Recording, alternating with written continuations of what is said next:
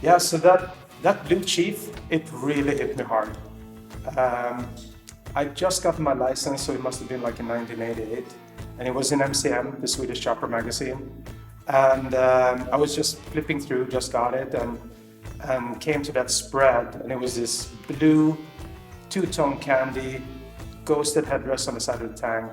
It chopped Indian Chief, and it just sat really right on the wheels. 21 inch in front, 16 in the back, maybe 4 or 5 inch over front fork. The dude that built it, he also looked totally legit. He had the, cut vest, worn jeans. He was just casually sitting on that bike, lit cigarette in hand in front of a weathered brick wall.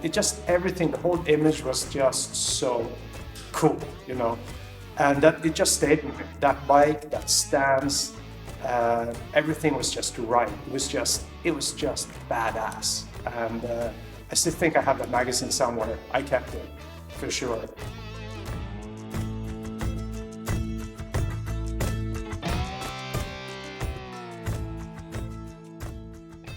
So yeah, when I came back to Indian Motorcycle, that was early spring of 2018, and I came back as director of industrial design. My boss, Greg Brew, told me that my first job was going to be to lead the industrial design team creating the new Chief.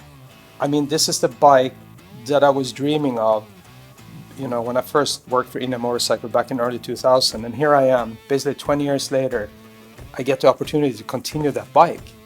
And I just couldn't believe it. Like, creating the new Chief for the 100-year anniversary, that's a big deal. Being part of the team that's going to make it, that's a huge deal. Sometimes stars just align, and the path you're on leads up to that one significant moment in your life where everything just comes together. And this was it.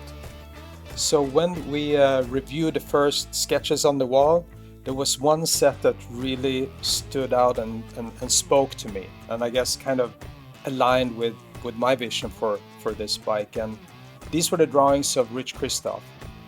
They just had that simple, raw, mechanical, cut down look that a really badass bobber should have.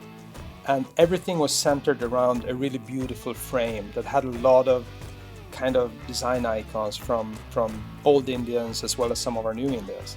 Me and Rich, we started talking about, okay, on this platform, like what kind of flavors can we create on this bike? And from there, we just totally tripped out on everything that we love with, the American motor culture.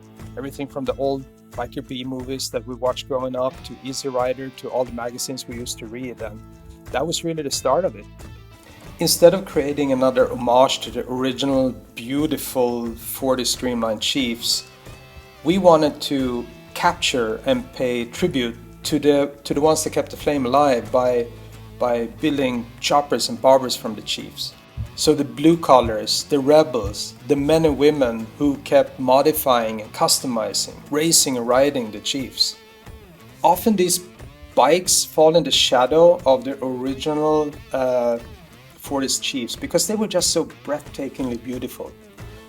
But when you take one of those Chiefs and you strip it, you bob it and you chop it, it's like a different animal emerge. It's simple, it's mechanical, it's raw. And that's the spirit we wanted to capture. Just badass. Enough said.